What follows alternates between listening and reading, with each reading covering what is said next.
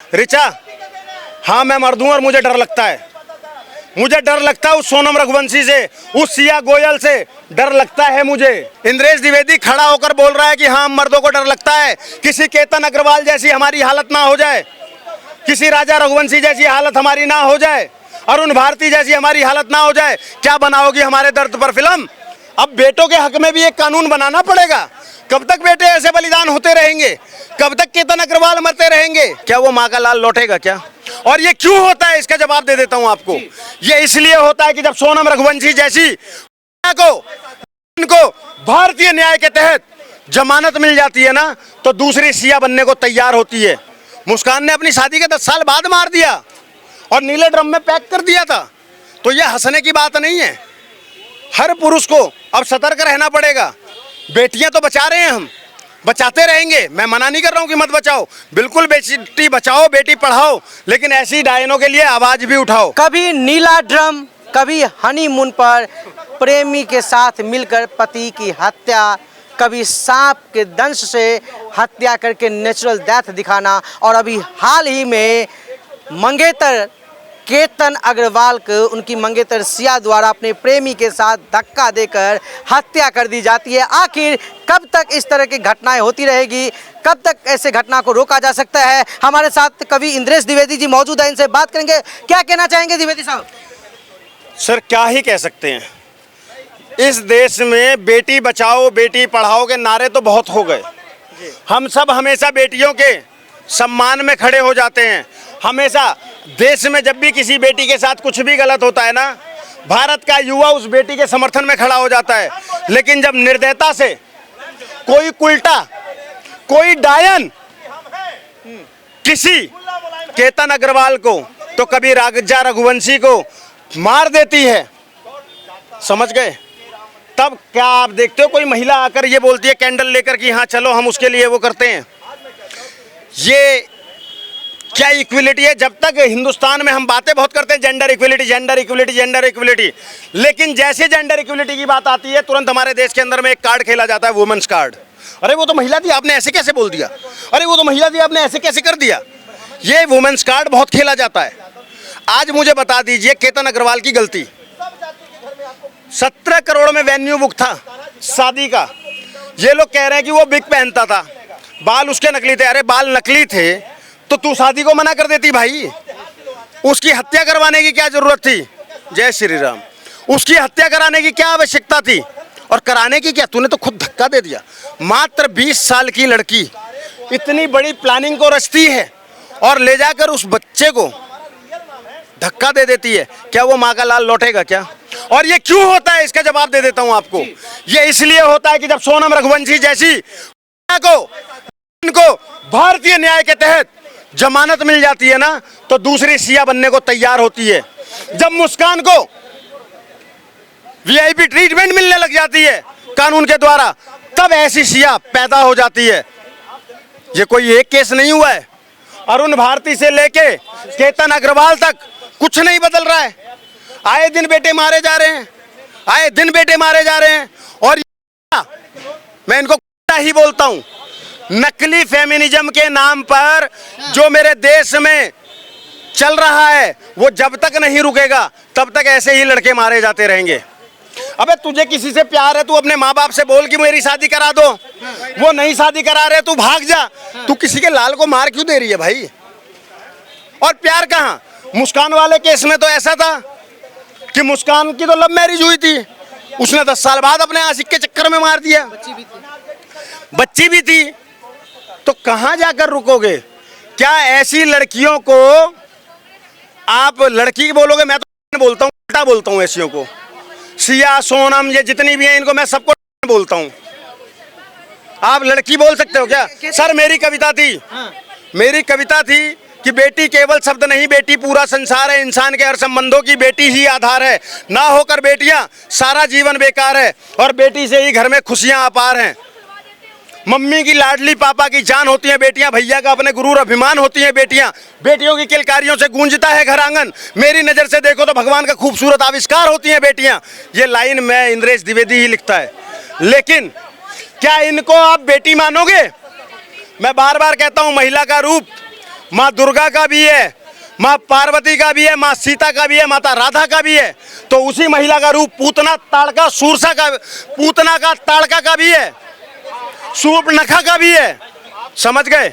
और शूर्पणखाएं पूजी नहीं जा सकती, होलिका कभी पूजी नहीं जा सकती, ताड़का कभी नहीं पूजी जा सकती। जब भी पूजी जाएंगी तो माँ राधा माँ सीता पूजी जाएंगी, समझ गए। पता कैसे चलेगा कि कौन शूर्पणखा है, कौन राधा है, कौन माँ सीता है? यही तो विडंबना है। आप जब रिश्ता करने जा रहे हो ना तो और अच्छे से टटोलो मेरे भाई।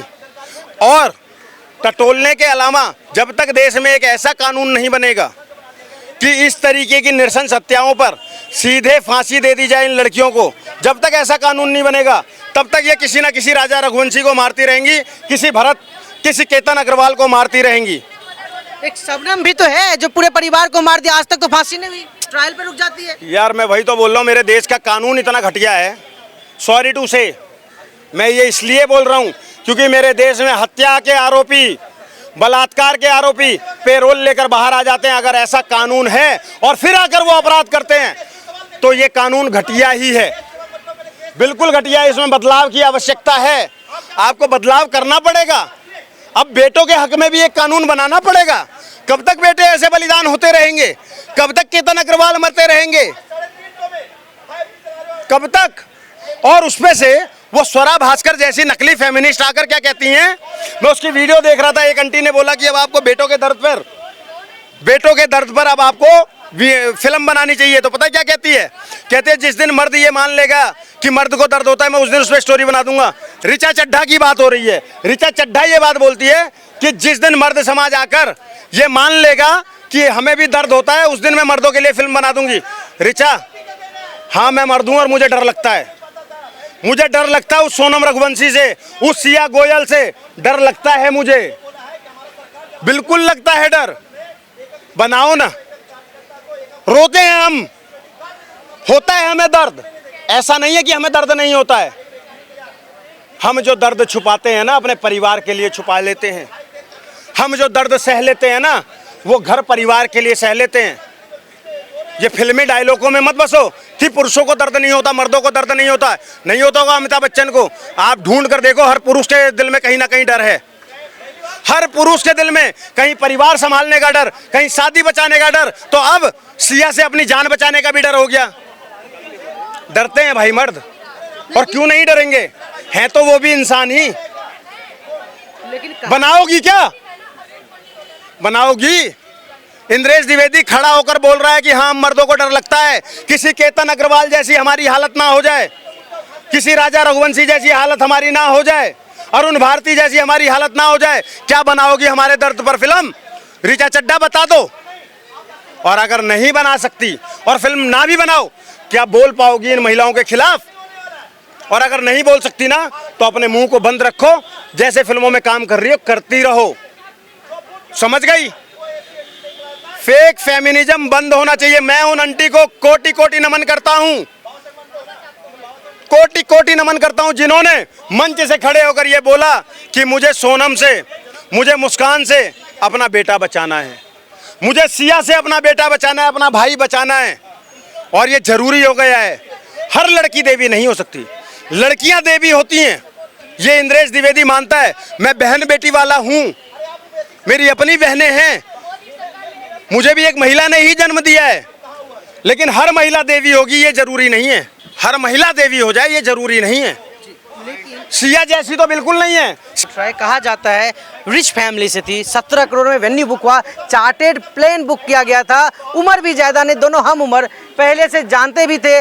इसके बावजूद आखिर चाहिए क्या? वो मना कर सकती थी। आई थिंक फैमिली इतनी रिजिड नहीं होगी, सिंपल से कहते हैं मैं तुमसे शादी नहीं करूंगी, एक बेटा तो बच जाता। आखिर ये मानसिकता क्या है सर? मैं उस मानसिकता पे बात करना चाहता हूँ। सर मैं कोई मनोवैज्ञानिक तो हूँ नहीं, मैं इतना जानता हूं कि अगर आप अपने बच्चों में संस्कार नहीं दोगे, अगर अपने बच्चों में बचपन से ही संस्कार नहीं दोगे और आपके बच्चों को पैसे के दम पर आया पालेगी, तो कल को आपके बच्चे ऐसे जरूर बनेंगे। जब आप नकली फेमिनिज्म की दुहाई देकर बोलोगे कि नहीं लड़कियों के लिए दारू शराब है, लड़की की मर्जी है कि वो क्या पहने क्या करे, जब आप संस्कार नहीं दोगे तो इस तरीके की सिया, इस तरीके की मुस्कान पैदा होंगी। और ज़रूर पैदा होंगी। समझ गए? इसलिए ज़रूरी है कि अपने बच्चों को संस्कार दो और देश में एक ऐसा कानून बनाओ जो लड़कों के लिए भी हो, लड़कों के भी हक में हो। हमारे तो समाज में एक नैरेटिव हो गया है यार।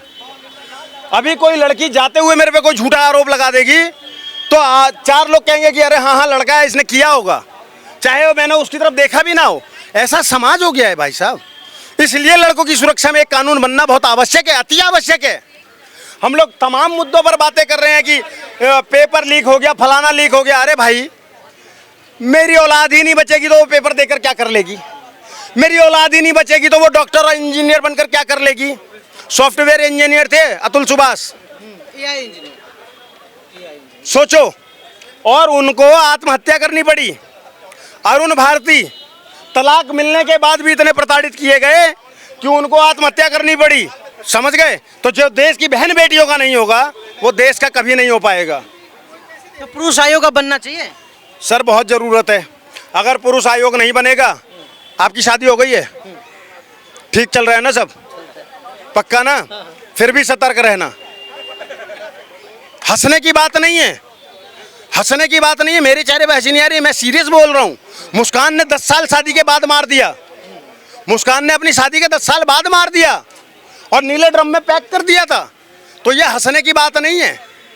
हर पुरुष को अब सतर्क रहना पड़ेगा। बेटियां तो बचा रहे हैं, हम बचाते रहेंगे। मैं मना नहीं कर रहा हूँ कि मत बचाओ, बिल्कुल बेटी बचाओ, बेटी पढ़ाओ, लेकिन ऐसी डायनों के लिए आवाज़ भी उठाओ, ऐसी डायनों को सजा भी दिलाओ। ये बहुत ज़रूरी हो गया है। 26 साल का युवा था यार, कारोबारी था, शायद देश का नाम करता कारोबार में। आज कहाँ का होकर रह गया? उसकी माँ को वो वापस लौटा दोगे क्या आप? और फिर से मुस्कान रघुवंशी की तरह सिया गोयल को भी जमानत मिल जाएगी, वो बाहर आ जाएगी, फिर कोई दूसरी मुस्कान रस्तोगी में बन जाएगी। क्या करोगे आप? बिल्कुल, ये बताइए मुझे। बहुत बड़ा सवाल है। जिस तरीके से महिलाओं पे अत्याचार के खिलाफ कानून बनाया जाता है, लगातार पुरुषों की का हो रहा दमन भी एक बहुत बड़ा कारण है जिस पे भी कानून बनाने की ज़रूरत है। और आज नौबत ऐसी आ गई कि एक सीधी सादी साधारण महिला पे भी लोग भरोसा करने से पहले सोचने पे मजबूर है। आपकी क्या राय है? आप भी ज़रूर बताएं। फिलहाल अब तक के लिए इतना ही। कैमरा पर्सन मनीराम के साथ Vinod Kumar, A to Z news, Delhi.